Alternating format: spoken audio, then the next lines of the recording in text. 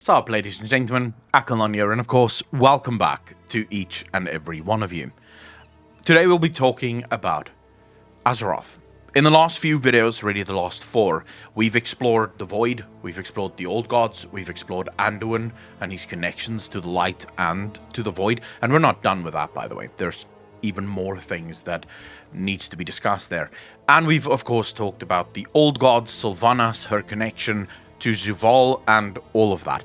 One thread that sort of showed itself in every single one of those videos, the exploration of the events of Shadowlands to the future of World of Warcraft, one thread that continuously popped up is Azeroth.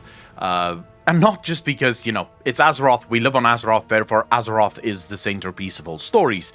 But from a lore perspective, it appears as if every threat, every cosmological force, every hero, every ally, everyone seems to put a lot of importance on Azeroth. And today I want to see if we can figure out why that is the case. As always, the deal is simple. If by the end of this video, I convince you, and you go, Akalon, good theory, chap, you hit the like button. If not, you hit the dislike button, and you and me, we're squared. I know I have to do better. Of course, massive shout out before we get into the video to all of the patrons and the YouTube channel members. Your names should be on the screen right now. If you want to join us live, you can do so on Twitch. The link is in the description. Ladies and gentlemen, let's get into it. So before we can talk about Azeroth, let's quickly shift our focus to the origins of the universe as we understand it now. And for that, we really have to use two sources in order to get to the truth. The two sources, of course, is the Chronicles. This was written from the perspective of the Titans, most likely by someone inspired by the Titans to write this down. And then, of course, the other one is the Grimmoire of The Shadowlands, as the universe is written from the perspective of the Brokers. Now, in the Chronicle version, it's actually extremely light. The Chronicle version literally just says that in the beginning there was an ocean of light, the ocean of light exploded, and this led to the creation of the universe. The Grimoire one goes a little bit further. Now, keep in mind, the Titans appear to be incredibly one-track-minded creatures. They know what they need to do. Their job is to bring order to a chaotic universe. This is all they do. And the fact that their earliest war was against the demons suggests that's literally why they were created, to stop the demons from plunging the world into chaos, into disorder, suggesting maybe some kind of intelligent design. Maybe the first ones aren't completely gone, but we'll have a future video talking about the first ones. For now, let's just say there might be intelligent design at work. So as things naturally came to be, opposing forces had to be created in order to sort of keep things in balance. So this is what the Titans do.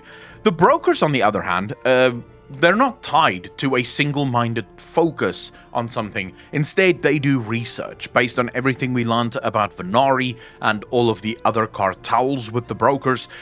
They're very scientifically minded. They do research on places that they're not supposed to be in. Right? They don't care about trespassing laws and stuff like that. And they keep going until they figure things out.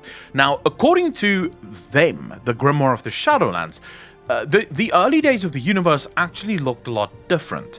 Now, I'm not going to go into too much detail here, but I'll give you the very brief rundown to make it as easy as possible to understand without memeing it. In the beginning, there were two powers. These are not named.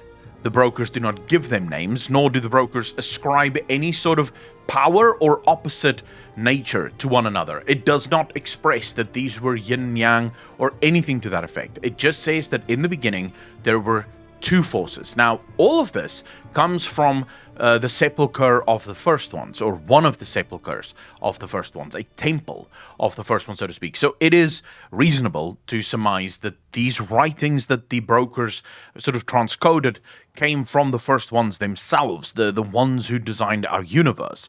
They explain it as two forces in the beginning. Then it stops mentioning the second force in its entirety. It doesn't mention it ever again. It just goes on one of these two forces eventually split into two, and this could be where the Titans come in. Because the Titans say in the beginning there was an ocean of light, suggesting that in the beginning there would have been light and then probably void, darkness around this ocean of light. Because if you have an ocean of light, whatever is around it would be darkness, right? Otherwise you'd just have light and there wouldn't be an ocean, it would just be light everywhere, which is not what it suggests. It suggests there's an ocean of light. So in the beginning, one force splits into two. The Titans don't know about the two original forces, they just know about the split that happened. It then says that, according to the brokers, two forces eventually split into three, then into four, and then into six, and it looks as if six may have actually become seven, but there's something interesting about the seventh power. We'll get to that. Again, this tracks with the original Chronicles, because the Chronicles says there were two forces, the light exploded outwards, creating our universe, but where the light and the void clashed fiercest, a third power was created, according to the Chronicles. And this is the Foul, right? This is where the demons come in. Chaotic energies between the light and the void. So we can track what the Grimmoire of the Shadowlands says and what the Chronicles say. It's still in line with one another. Of course, the Titans basically stop all of their explanations there. They don't explain how life came to be. They don't explain how order came to be. Effectively, it's just that there are 6 cosmological forces, and these 6 cosmological forces serve to keep the world in balance, and we'll get to that discussion in a minute. The Grimmoire of the Shadowlands is what we shift to here because it does go on a little bit further. It explains how this becomes 6 forces and then ultimately 7th. But the 7th force is something interesting. They don't know if the 7th force is the result of the fractals of the 6, or if the 7th force is in fact a fractal of the 6, but the origin of the 6. So this is what they don't know. They don't know if the 7th force came from the 6 forces, or if the 6 forces came from the 1 force. This they don't know. But the 7th is definitely not the same as the first one, because the writing seems to be vague in how the 7th force came to be. What they do know is that the 7th force seems to be a little bit of all of them. They just don't know exactly how the origin of creation would have happened here. So whatever that 7th force is, the 7th force seems to have dominion over the other 6. Now, we already know what the 6 is. It's the Chronicles, it's the cosmological forces. It's light, it's void, it's chaos, it's order, it's death, and it's life. Those are the 6 forces. Now, how do the 6 forces work in World of Warcraft? Simple, we can go to Steve Denuser for that explanation. Steve Denuser explains before the launch of Shadowlands. These 6 cosmological forces aren't allies. They don't work together at all. They will at times suspend their war against one another and ally if one of the 6 forces become too powerful and need to be taken down a peg or two. But ultimately, it was set up as everyone vies for power, and as a result of everyone vying for power, everyone stays in balance. Because if order gets a little bit too strong, chaos will beat it down. If chaos gets a little bit too strong, the void might beat it down. If light gets a little bit too strong, maybe death and the void team up and beat it down. That's ultimately the way the universe is set up to be. So the forces aren't friends, but they can work together at times. This, of course, immediately throws the origins of the Shadowlands and how the Shadowlands is run currently completely out the window. Because if we go purely on this speculation theory, or at least on what the game tells us, and this is not a speculation, there's just lore actually, if we go purely on that, it suggests that there is a deal between life and death currently in place. They do appear to work together. Just look at Ardenweald. All creatures, all demigods, all servants of life go to Ardenweald to be reborn into the great beyond. Those creatures are not claimed by death, suggesting that something happened in the Shadowlands, but that is a video for another day. We will be diving into that, don't worry about it. So let's roll it back. That already throws a lot of weirdness into what happens in the Shadowlands. What happened to the Shadowlands? And I think we'll definitely discuss that a lot more when we look into Denathrius, which I think is the next video or the video after that. I haven't quite figured out the exact sort of order of how I want those videos to launch. But anyways, let's get back to Azeroth here. I believe Azeroth to be this seventh force. Now, it could either be Azeroth, I'm correcting myself a lot here, I get that. It could either be Azeroth or it could be Elune. Now, the fact that the Winter Queen refers to Elune as sister suggests to me that the Winter Queen and Elune would have come up together, which would make Elune not old enough to actually be the seventh force. The seventh force would have to be something entirely different. This is where Azeroth comes in. And why Azeroth? Why do I think that this being, the seventh force, could indeed be Azeroth? Importance to the story. Now, again, if we're going to be very literal about this, of course it's going to be Azeroth, because Azeroth is literally one of the centerpieces of World of Warcraft, and therefore why would Blizzard not make Azeroth the center of the universe? But if we're looking through a lore perspective, then everything that has happened, Zuvul, his final moments before he's trying to dominate the universe, he needs to defeat Azeroth. Why? You want to dominate everything in existence. Why not also dominate Azeroth? I mean, if you want to dominate everything, you want to create this army to stop whatever it is that you're afraid of, then, you know, obviously stopping Azeroth would be a good idea. Or getting Azeroth part of your dominion would be a good idea. But what if you can't dominate the universe as long as Azeroth is alive? What if Azeroth will literally stop that domination process from happening at all? Well, this creates an incredible power gap between Azeroth and literally every other being in our universe. Because he doesn't need the Titans dead. He didn't even need Sargeras dead. In fact, he turned Sargeras to work with him. But he does need Azeroth dead. Now there is, just want to throw that out there, just so that people don't accuse me of not including everything. There is a remote chance that the reason he needed to defeat Azeroth is our connection to Azeroth. Right in the beginning of Shadowlands, we're told that we don't die due to our connection to Azeroth. That's why we never die. That's why we never go into the Shadowlands upon our deaths, and why we can always return, because for some reason, Azeroth have made some soul connection to us that literally anchors us to her, and that soul connection appears to persist even into the Shadowlands. So maybe Zuvul figured this out and realized he can't kill us, because killing us would just mean we come back. He needs to first slaughter Azeroth, and then he can kill us, and then he can dominate the universe. So just getting that out of the way, that is possible, but that doesn't fit my theory, so I'm not going to fucking touch that with a 10-foot pole. Instead, we're going to stick to we're going to stick to the belief that he needs to kill Azeroth in order to dominate the universe. So what then makes Azeroth this important figure within the universe? Well, we also have Sargeras. Sargeras is said to have become enamored, in love almost, with Azeroth, after seeing her only once in a vision.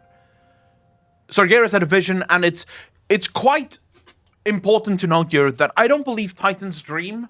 And what I mean by dreaming is they spent the first half of their lives as nascent Titans, sleeping and dreaming the life that happens on top of them. But once they wake up, they wake up. They don't sleep. Or at least it doesn't appear as if they sleep.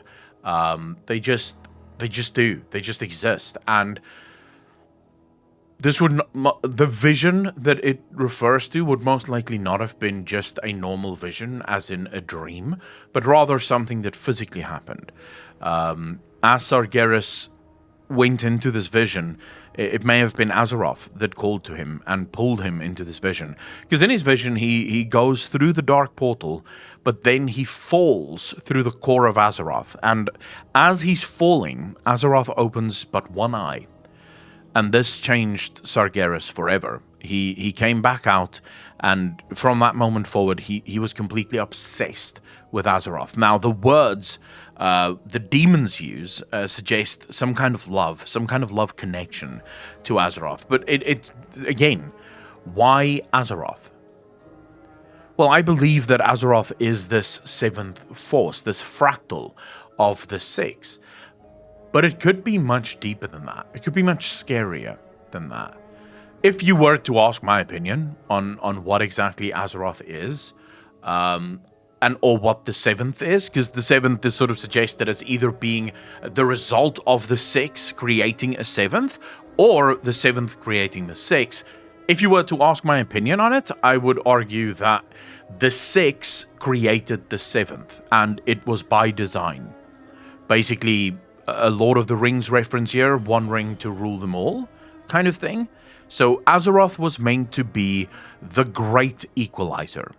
So maybe the first ones realized that a universe run by six forces constantly at war with one another, it wouldn't take long for these forces to realize that teaming up is better than trying to fight alone. And if we made, because some of these forces are uniquely ideologically close enough to one another that they could team up. Titan and Life, for example, could very easily team up. Life and Light and Titans could very easily team up. The Chaos Gods or the demons would struggle to team up with anyone else. Death would probably have to be conquered in order to team up with anyone, and then Void just doesn't seem to care about anything. They won't team up with anyone, and no one will team up with them. Mainly because they're probably someone who believes in 1,000 truths at the same time is not trustworthy, right? Think about it this way. Your boyfriend cheats on you or your girlfriend cheats on you, and you ask them about it, and they say, well, I either did cheat on you or I didn't, depending on the truth, right? Whatever the truth might be. There's multiple dimensions, and yes, maybe I cheated on you in this dimension, but in 100 others, I didn't cheat on you.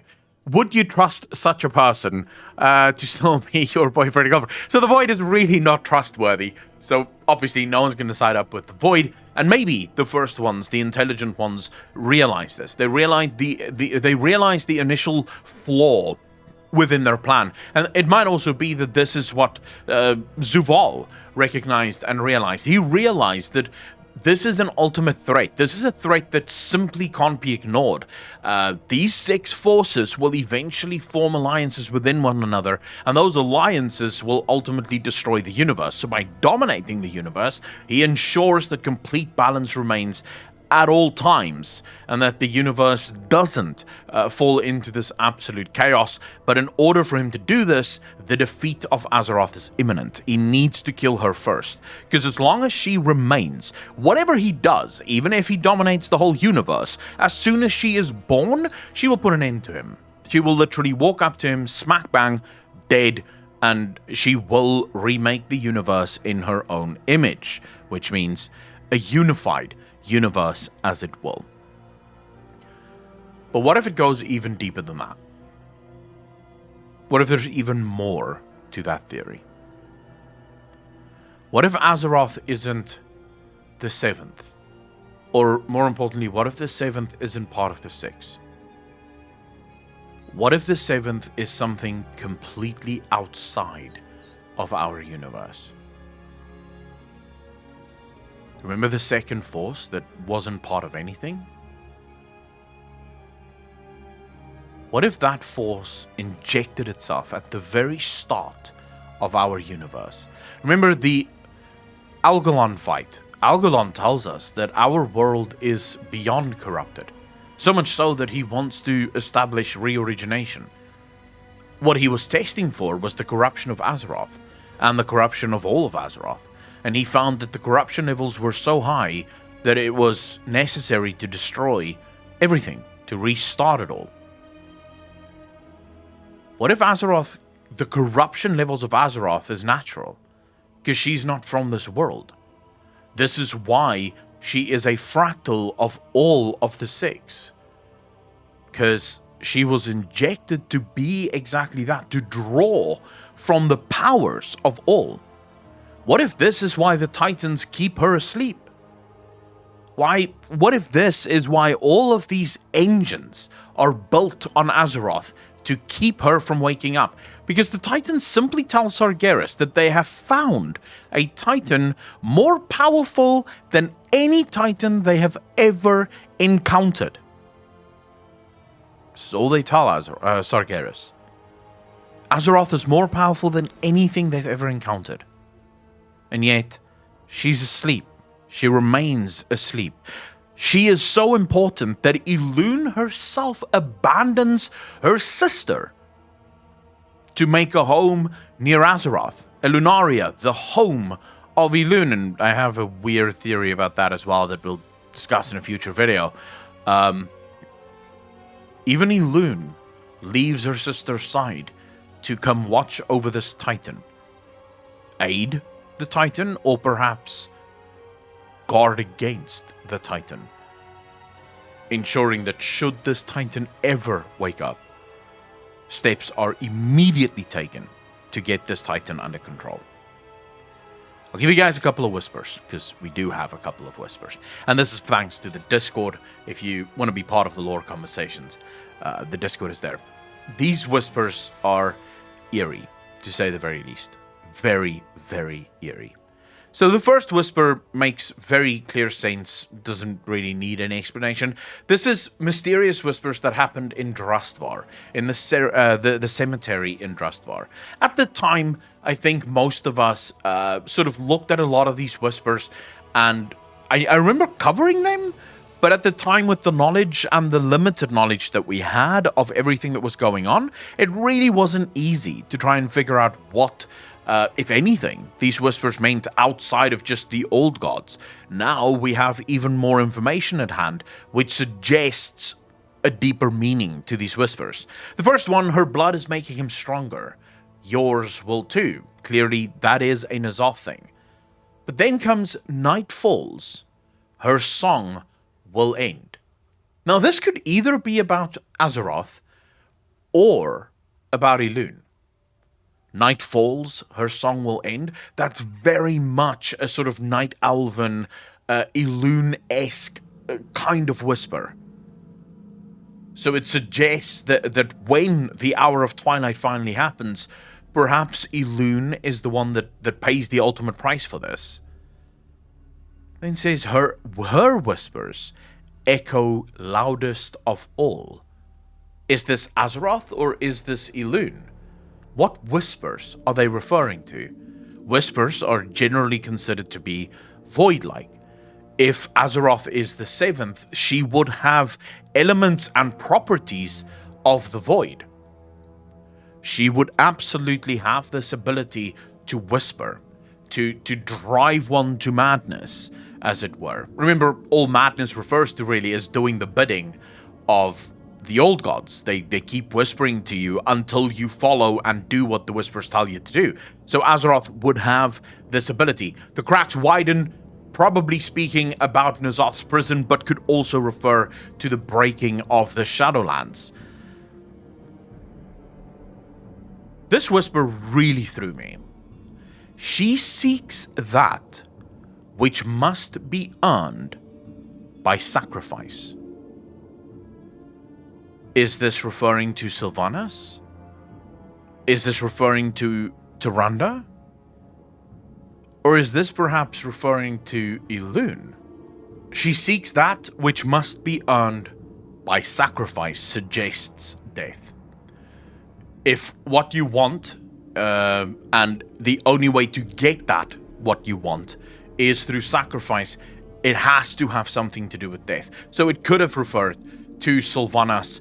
On Tyrande's side, again, if you want to be the Night Warrior, one must sacrifice themselves in order to become this Night Warrior, which then throws a lot of these whispers, perhaps to the side of Elune, which then suggests that Elune herself is not actually what we think she is. Elune may actually be this seventh power. There is the outside chance, though, that this may refer to Azeroth. She seeks that which must be earned by sacrifice. What is Azeroth seeking? What is she looking for? She has a speaker, Magni. Magni did a whole lot of things that didn't make a lot of sense. Everything Magni did led to Sargeras stabbing her. What if all of that was by the very design of Azeroth herself? And then a very, very interesting one, sort of like a throwaway one, not one that really matters, but the Burning Ones kept balance. Lost now. Lost. This whisper is gonna feature very heavily in the Denathrius video, because there's There's some evidence to suggest that Denathrius is not an Eternal One from the Shadowlands, but rather a Chaos Lord. And there's a lot that goes into that theory as well. But for now, just keep that in mind. The Burning Ones kept balance. Lost now, lost.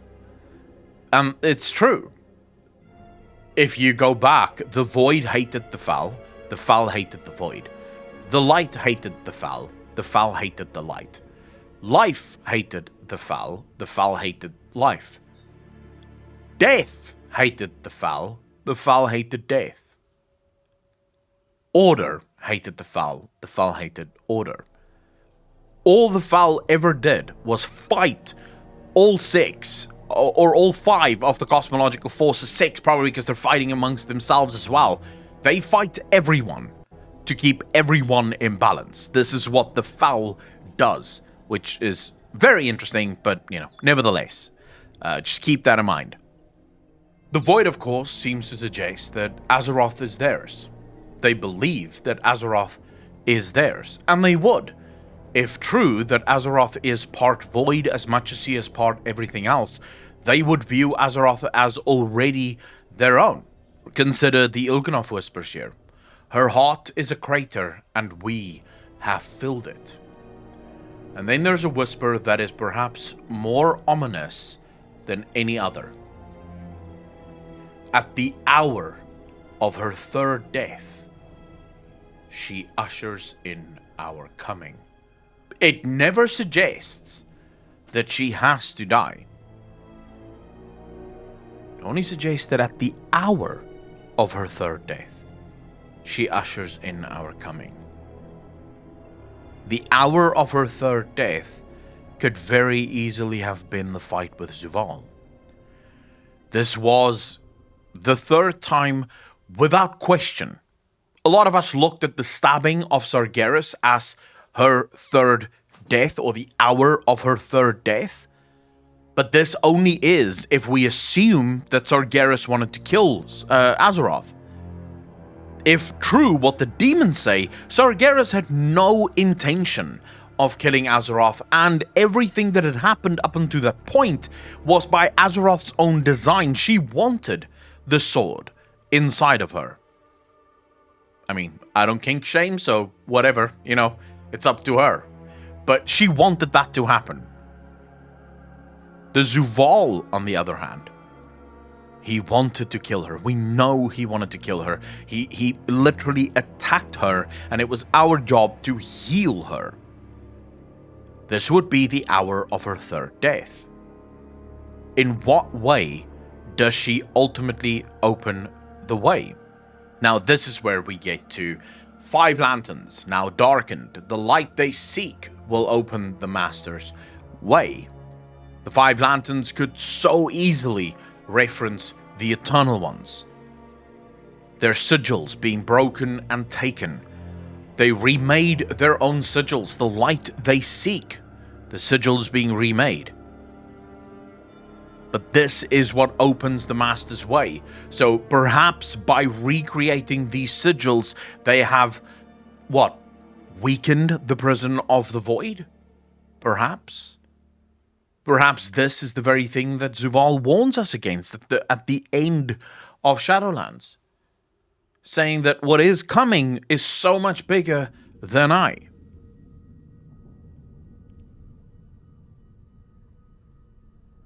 One thing to me, in all of this, Azeroth does not appear to be of this world. Azeroth does not appear to be part of the makeup of the world. And by that I don't mean that she is necessarily the other or from the other, but that she is unique in our universe, and that she does have an incredible role to play, and perhaps have already started playing that role. That, to me, is absolutely clear as day. Now, I realize for some of you, the speculation theory seems very thin. The reason is we have very limited information to go on. But perhaps you can remember something that I have not mentioned in this video that either disproves this or gives more credit to it. So let me know in the comment section down below. And I love reading the comments. They inspire new videos. They help everyone figure out. So let us know in the comment section down below. Remember to hit that like button if you agree with the theory, or dislike button if you don't. Either way, I would love to see how much or how little I have to improve. I'll always keep improving, don't worry about that. Remember, you can join us live over on Twitch. Links are in the description down below, and if your name is on the screen right now, please keep a lookout for the exclusive content, live streams, and the like that happens over on Patreon, and of course for YouTube channel members. Ladies and gentlemen, as always, be kind to each other, be good to each other, and I will see all of you in the next one. Peace out, fam.